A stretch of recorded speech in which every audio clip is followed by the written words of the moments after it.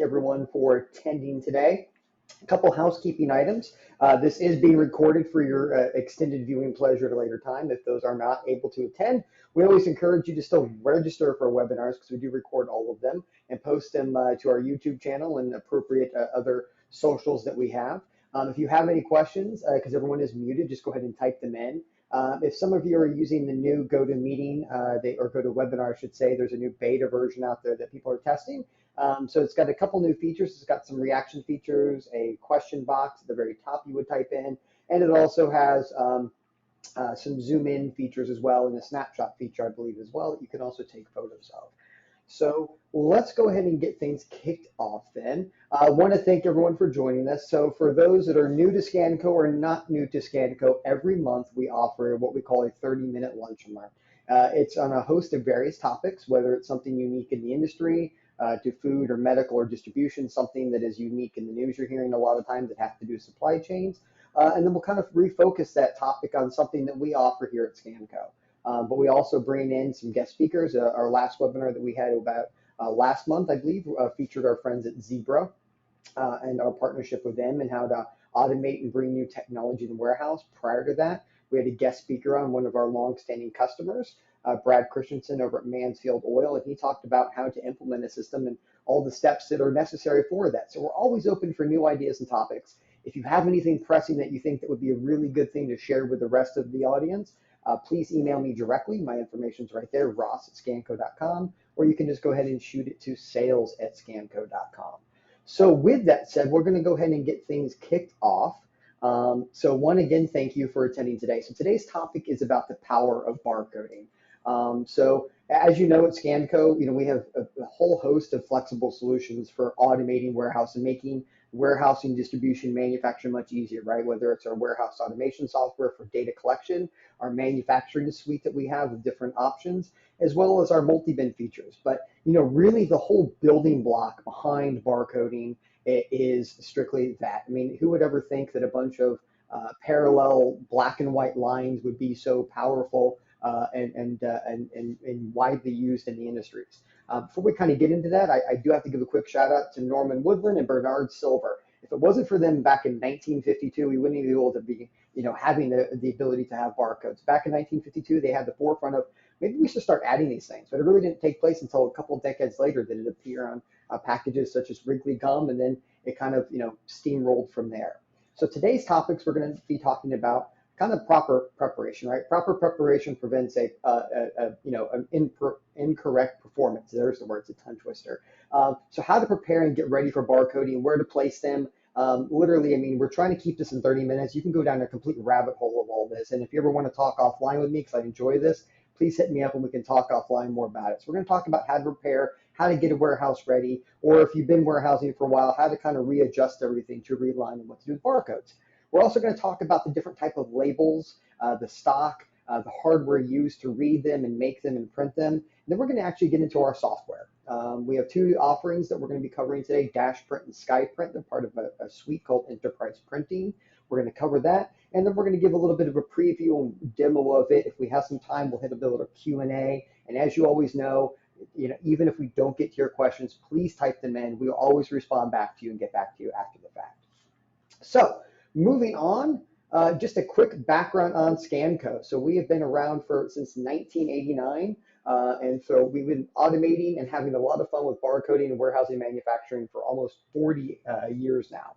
We have a unique partnership with Sage as an OEM. So we are an OEM distributor and developer for Sage and for the production management module, OM, operations management. We fit in the bubble of 100, 300, and also 500. So we kind of cover the whole gamut of things. We've been doing this for quite some time. So as a family business, we always have a lot of new and upcoming fun things going on. So please remember to follow us on LinkedIn. Also check out our YouTube page. And if you ever want blogs or interesting topics, please visit us at scanco.com. We have a lot more information there as well. So as I mentioned, we kind of cover all the three different gamuts from mobile field and sales and service to manufacturing automation and warehouse automation. But everything starts with being able to scan a barcode. It makes things much easier. It makes things much more universal. And overall, it's just a better way to prepare your warehouse. a little bit about me behind the scenes, so you get to hear the voice and who you talk to a little bit. But I am a real person. I've been with Scanco. I've had the pleasure of being here since 2012. So going on a little over 11 years now. My whole background is actually in distribution and warehousing. I grew up in a family business that did just that. This was the next kind of good foray into that. I have a daughter who just turned 11, God help me, and my wife. And then occasionally you'll see he was just featured on LinkedIn recently for Bring Your Dog to Work Day. That is Liam. He is the Scanco Yorkie therapy pet and just an overall pretty cool, chill dog. And if you did not also know, follow us on LinkedIn. I'm an avid bagpipe player. Been playing for about 32 years now, so I stay busy with that. And for my friends in Kentucky and elsewhere, I do enjoy bourbon as well. So I'm kind of becoming an aficionado of that, and just overall having a good time. So that's a little bit about me. But you weren't here to talk about me. We're here to talk about barcoding. So prepping for automation is kind of a big thing, right? It's easy to kind of go down a rabbit hole of barcoding and scanning. So with our software, whether you're doing the warehousing piece or the manufacturing piece, being able to scan a barcode does a couple different things. One, it makes it a lot more automated and a lot quicker to read the data. A barcode is just simply a machine readable bunch of lines that translate into a human readable form on our end. So it makes it quick, efficient. It also is a great way to collect data or store data when you don't have to have the space for typing out a bunch of human readable things. So I've given kind of some examples. So it's, it always kind of starts with, hey, Ross, do we have to have barcodes in all of our products? Not necessarily. If you have a great relationship with your vendors, a lot of the times you can have the vendors pre-barcode everything for you. It makes it a lot easier. A lot of my customers already have their vendors already do that. So that kind of goes into the next top of creating alias items. So, one of the nice things about Sage is under the inventory management and the little more tab, there's an alias entry. So a couple things you can do with aliases. For the standard feature, you can create a general vendor or customer alias related to any of your products. So the great thing is you don't have to go back and re-barcode everything in your entire warehouse. You can just simply use the vendor barcode. And one of the nice enhancements to our product is during the receiving process or during just walking around the warehouse, our software out of the box allows you to create aliases on the fly using your vendor barcodes. And it's even so smart to know that during the receiving process, if that barcode you just scanned is not recognized against that purchase order or in the IM tables, inventory management tables in Sage as an alias item, we can create an alias during the receiving process. You don't have to go back and stop what you're doing. You can come right back to it. That's a great way. Alias using the measures are also a unique thing that you can also use with barcodes in our product. That's a unique enhancement that we have that, if you're a distributor or manufacturer of products that you sell an outer case pack versus an inner case pack versus an inner case pack where everything is a different, same item, same box of pencils, for instance, but everything has a different part number because it is related to a different unit measure. You can use barcodes for that too. So I've given a couple examples actually from some of our customers. So a couple different ways you can add barcodes. So if you don't want to have to label everything, especially in the world of manufacturing where you might have a traveler or in this case a pick sheet, you'll notice I have both here, or a receipt sheet. Inside of Sage today, if you have the mobility for barcode module, it does come with something called a Zalia font. So really it's just a really fancy way to add barcodes through Crystal reports in Sage. Now, if you're a Crystal report aficionado, please call us. We're always hiring. But if you do know Crystal reports, then it's an easy way to do it. If you're a little unsure, please reach out to your Sage partner or reseller, and they'll be glad to assist you with that. So this is just some examples of actual travel tickets and a receipt ticket where the barcode is added for the work ticket number, for instance, or in this case, the actual purchase order number, and it scans that. On the bottom left-hand corner, I've actually given an example of one of our customers that has done a great job labeling the different bin locations and product locations that they have in the warehouse. So this one particular customer has a bunch of drawers that they distribute from. These drawers are all bin locations in Sage. So you'll notice here that BD14D03 is a bin location. So they have a barcode, they scan it. So during bin transfers or bin movement, it's really easy to scan that. Now, one of the clear things that we have is how do you get all those little barcodes on little tiny items? Well, the biggest part to barcoding is space, and just like with anything with real estate, right? Location, location, location, and space is key. You can only have so much real estate on a barcode label. So we want to make sure it's as efficient as possible. And the tinier the barcode, sometimes it's very difficult to read. So it's hard to barcode every nut and bolt. In fact, it's near impossible. So what a lot of my customers will do is they'll actually barcode, Ziploc bags or baggies or bundles or sacks, put the barcode on the outside and all little small widgets inside of it. So this is a perfect example of the proper way to barcode everything. So the outer drawer here is the actual bin location. Everything in it is a barcode for that product, and then so forth and so on. So best practices for applying barcodes. A great way if you're doing bin locations is to, if you have metal racks, I would recommend using magnet barcodes. Simple, easy way to fix and move things around. If you ever have to relocate a bin location or move things around, magnets are super simple. And then if you're going up in the higher racks, we do have the ability to scan long distances. I have some customers that have racks that go 30, 40, 50 feet in the air. So in that case, you're wanting something a little bit larger. I have customers that will actually, print out a big barcode on a reflective label, a reflective sheet, and then go ahead and actually tie it in with cables or chains from the upper ceiling.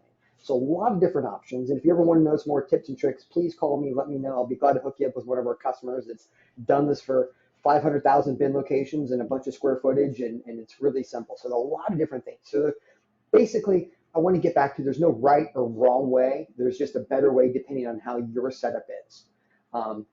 So going on to the hardware. So let's talk a little bit about that. So a couple features here I want to talk about are different label designs and hardware. So let's focus on the hardware first. We have a great relationship with Zebra. Zebra has probably got the best products out there for not only printing labels, which they've been in the printer business forever, but several years ago they acquired the brand of Motorola. So they have a whole host of different scanners out there too.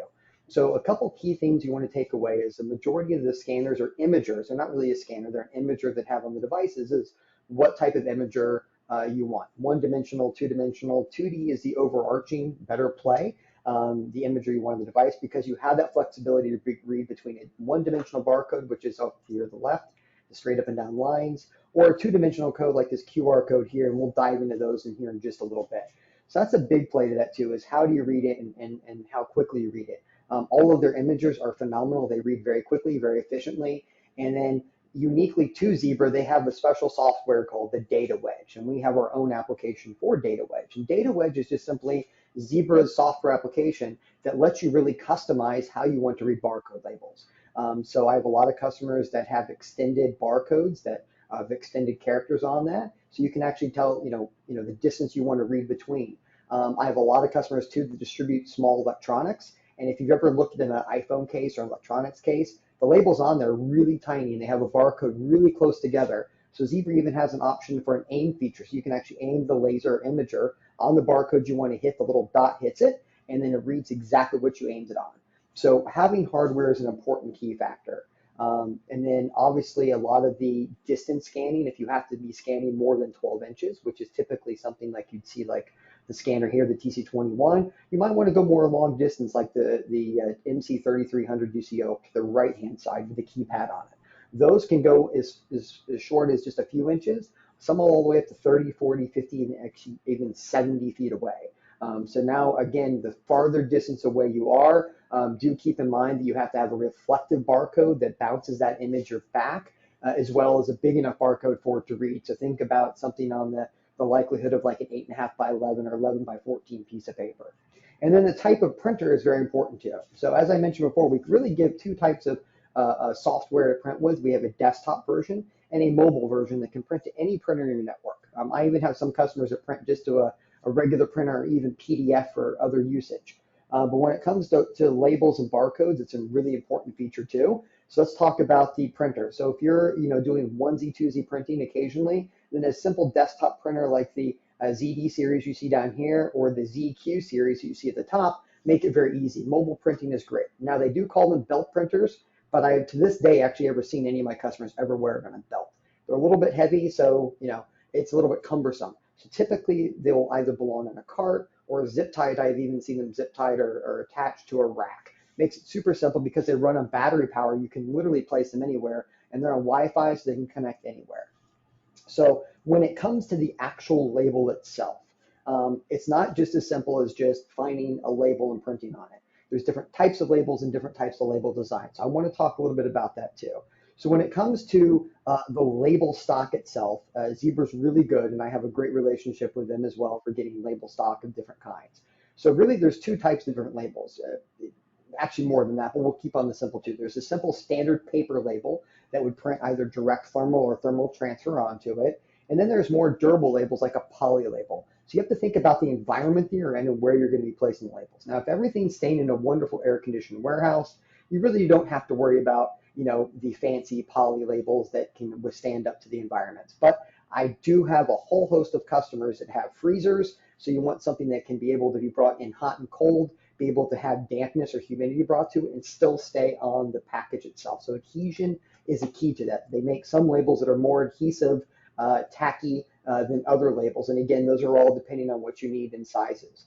Color is another thing too. So if you need something that stands out, a pink, a yellow, depending on the food grade or medical grade or whatever you're doing, something that denotes it differently than the rest of your stock, color label stock is something to also consider. And then if you also are doing product outside, so for all my manufacturers that have wood, or they're making a boat and the boat's in the yard and you have to stick a label onto it, so it's going to be in the snow, the sleet, the rain, the environment, Mother Nature, then you want something durable that's going to hold up and beat up against that. So that's key. Kind of going over the couple different label types. So, let's go to the label type and label design. So we talked about the types of labels, the label stock is key. When it comes to a label design, really what you're putting the label on is going to denote how big the label is and what you want on it. Overarching, I would say the standard size is about a 2x4. Think of 2 inches high, 4 inches wide of a label. But then if you're going to go the UPS label route, which is 4x6, which is something like here on the left, you have a lot more real estate to put things on. And then if you want to start printing pallet labels or other things, you can actually just print on a big sheet of paper and slide it in somewhere if that's the route you're going to go. What goes on the label is completely up to you, and we're going to talk a little bit about what goes on the label and what's important to you and what it means for your customers, if you have regulatory guides that you have to adhere to for your vendors, and then what goes on the shelf and the shelf stableness and those sort of things. So when it comes to label designs, and there's different fonts and symbologies. The typical overarching one we see in the industries are code 128 and UPC codes. UPC codes are generally they're a universal product code. That means that if anybody can use it anywhere, whether you're a Walmart, a Target, or you're a mom and pop shop, that's the overarching standard UPC A or E in the industry for symbologies. Then we get into like code 3 of 9, or what they call code 39. If you're a government contract company, those started off as unique for any government contract businesses, that particular code or symbology. Then we get into food and medical industry, GS1. So I did give a perfect example of a GS1 barcode down here. So this little dot matrix or 2D barcode, if you scan that, it actually has all the information. So these data identifiers, which are in the parentheses, are going to actually identify what each one of those numbers next to it is. So the first one here is going to be the actual item code. Underneath it, you have a lot. Number 17 is the expiration date of the product, and number 30 is the actual quantity. So two things that are really unique to Scanco that I would like to point out is our ability to read GS1 barcode. So we started that as a stock standard feature for several years now, and we've been doing it very good for a long time. So we actually have a whole easy GS1 add-on to our software. It doesn't cost anything extra to have. In fact, it requires no extra install. We will know during that discovery process with you if you do utilize GS1 barcodes. It's just a check of a box in our back end. The important thing to remember is if you are a GS1 customer, to have those things set up as aliases inside of Sage so everything pairs up nicely. Another unique feature that we have is compounded barcodes. So it's compounded barcodes are similar to a GS1, but a compound barcode is really either a dot matrix or 2D or a 1D that has broken down into different areas. And so out of the box, our software does read and make, I should say, compounded barcodes as well very easily. So if you're trying to do one barcode that contains an item, a lot, a serial, a quantity, very easy for our software to do as well. So now we've kind of gone over placement, we've gone over the label designs and the hardware. I do want to get into the two different software offerings that we have. So they come as a suite. There's Skyprint and Dashprint. Dashprint is a desktop-based label making software that Scanco has. If you've been with Scanco a long time, it's the updated version of our old legacy software called MP2, which stands for Mass Print 2 back in the day when Sage was called Mass. It is real time with Sage, and it gives you the ability to pre-print labels. So the biggest differentiator between Dashprint and Skyprint is Dashprint is pre-printing or post-printing. Skyprint is on demand. So Skyprint lives in both the Warehouse 100 application for us for printing and receiving labels on the fly. If I'm walking around the warehouse and I notice that one of my products, the label rubbed off or is a little chalked up or messed up, I can just go and do an item inquiry in my handheld, find that item, hit the little print icon, and depending on how I have my system set up, it'll print to whatever printer that I am pointed to. But also for manufacturing 100. So during the manufacturing process, whether I have production management, or if I have bill of materials, or if I, for production entry, or if I have OM, job ops, during the completion stage, I can actually print finished good labels during that stage. Also, it's really handy during the print shipping labels. Now, one label feature that we have that is not listed here is our unique relationship and great relationship with SPS Commerce's Mapadoc. Mapadoc, it has to do with ASN labels, advanced shipment, EDI. So within our software, we actually have the ability to trigger and print Mapadoc ASN labels during that process, whether it's a single box label or the POUT labels as well. And also, speaking of printing, let's not forget about pack list and bill lading. So during the shipping process, we can also trigger a label to print, the pack slip to print during that feature. So it's not a label technically, but it is a printing feature, and that's all built in stock standard to our Warehouse 100 product. So, and Dashprint's great because it lives on a desktop. It's really easy. It connects directly to Sage, and it lets you print multi-company, multi-warehouses, print UDS. It's a whole host of things. It's very easy and very intuitive. The big thing we wanted to get with barcoding is, there are a lot of label softwares out there. They're kind of a dime a dozen. You go online and make a label, a barcode label. But the biggest thing is you're having to manually key in the data. So, when we finish this webinar today, I want you to go away with a couple things. One, how intuitive it is, how customizable it is, and how easy to use it is. Really, we try to keep all of our software applications very user-friendly, very easy to use. And this is the only one out there that directly connects to Sage. We require no third-party add-ons. It is strictly our software talking directly to Sage like everything else is. So I think that we've talked enough about label types, label placement. I actually want to get into the actual software itself. So I'll go ahead and pull up the software, and we're going to go ahead and pull up Dashprint. So Dashprint is a desktop-based application. It runs as an executable, and this is where you can control not only the labels that are printed out for Dashprint, but also where all the Skyprint labels are designed and printed out as well. So just like Sage, we break down all the main core Sage modules, purchase order, sales order by tabs, making it very easy to use. So once you choose one of your tabs, we'll go ahead and go to the inventory tab. There's going to be a couple different views that you have, right? We want to keep it either very simple or very expansive, depending on what you need to see. So I have my inventory simple right now, which is basically just giving me an item code, warehouse, quantity on hand, and description. These are pulling all directly out of Sage. And then down here at the very bottom, you have the ability to filter. You can filter by item code, warehouse code, or bin location. And so as soon as I turn my little filter box off down here, and if I hit X, it clears out the filter, and then it opens it up to all my items in that particular company. So one thing nice about this is we are multi-company and multi-warehouse. But once I'm in that Sage company, I'm going to display all my warehouses listed out here. Now you'll notice that I have everything blue listed right now. All I have to do is hit the unselect all button. So if I want to print labels, if I want to print any one of these, I can simply just click on that particular one and hit print. I'll talk to you about how that prints in just a moment. If I want to print a range of labels, I simply can just like today, if you're selecting something in Word documents or Excel, you hold down the Shift key and you hit the range you want to print. Or if I only want to print select ones, same thing, but I'm going to hold down the Control key on my keyboard and select the items I want to print. As soon as I hit print, it's going to print 1, 2, 3, 4, 5 product labels. Now you'll notice here the prompt feature. So during each printing stage, you're going to either be prompted to enter the quantity that you want.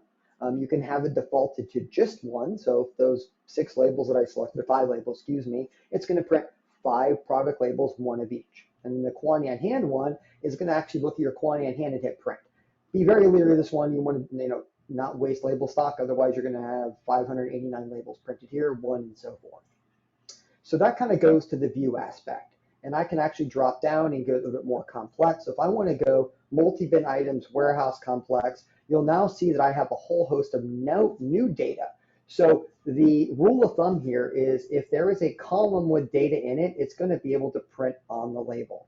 Once you choose your view, you're going to choose your print director. Now, all this is defaulting to your user and how we set you up. So there's local printers, which are on your local network. So think about printing within your building. Now, if you're like a lot of my customers, you might have multiple locations either in the same state or across the United States. So literally you can be in California and you could print a label to Florida if you so choose to do so by just choosing your network or local. Once you choose that, you're going to choose the printer you want to print to. We can load as many printers up here as you want. Just like printing a Word document today, you can print to any printer you'd like. And then you're going to choose your label design. So you'll notice here that the way it's set up, that my label designs are dynamic. So if you look over here to the right-hand side, we give you a preview. So you know exactly what that label is going to look like before it prints. For this one, we kept it pretty simple. I put my description at the top, the human readable, the barcode, the parallel lines here behind that, and then the item code underneath it. A good label, and this is my 2 cents with a label, is it should be a combination of human and machine readable. And the human readable is just the stuff you need to see, and the machine readable can keep everything else on there. But you'll notice too, it is dynamic. So if you look over to the right-hand side, as I'm clicking through, as I'm going through my different items, the label's dynamic. So you can actually click, as you're clicking on a different item code, it'll preview just the same. So we give you the ability for inventory labels. You can actually go to purchase order and pre-print labels that are on any purchase order. You can print every label on there. Receipt of goods, you can actually print from bill of materials. If you are a multi-bin customer, you actually have the ability to print bin labels. So walking around the warehouse, you can print to any printer you want, and your label design is chosen here. Now, let's go ahead and walk through the label design software. So all I have to do is I have to go to edit. I'm going to go to my label designer. Label designer is very intuitive. So you noticed before that depending on my view, which is in this case all bins, it's going to denote what goes on my label. So my view here, so let's X out of here and let's go back to the inventory label real quick. And I will exit without resaving, and we'll go to inventory, and we will go back to our print. And you'll notice too that it stays idle for a second. Anytime I go back to a tab, you'll notice there's a little yellow thing just for a second. It's working. So every time I go back and forth, it's refreshing itself in real time with Sage. I can also just hit the refresh button and update. So as I'm clicking through here, my real-time items, my real-time quantities are all being updated. So someone went and changed his description in Sage and saved it, it would immediately update it here. So there's no syncing you have to worry about. So going back to the label design, we'll go to our label designer. And again, anything here off the left-hand side, I have the ability to put on a label. So let's go ahead and make this a little bit bigger, and I'll show you the real estate size. As soon as you choose your size up here, it changes the screen size to what you want to put on it. So down here, you have a whole host of things. You have item code, warehouse code, quantity on hand, etc. So let's go ahead and create a brand new label from scratch, and we'll call this one webinar for today. And we are coming up on the 5-minute mark, so I'll be real quick, I promise. So I can put an item code on here, and you can add the field name and field data. So I'm going to add field and data. So item code will always stay static. Whatever the item code is in the dollar signs is going to fill in your item code, 1,000, 2,000, etc. I want to add a description beneath that, so I'll go to item code description, and I'll add the field and data. Then I actually want to add the barcode for that. So I'll go back to item code, and I'm going to add the barcode button.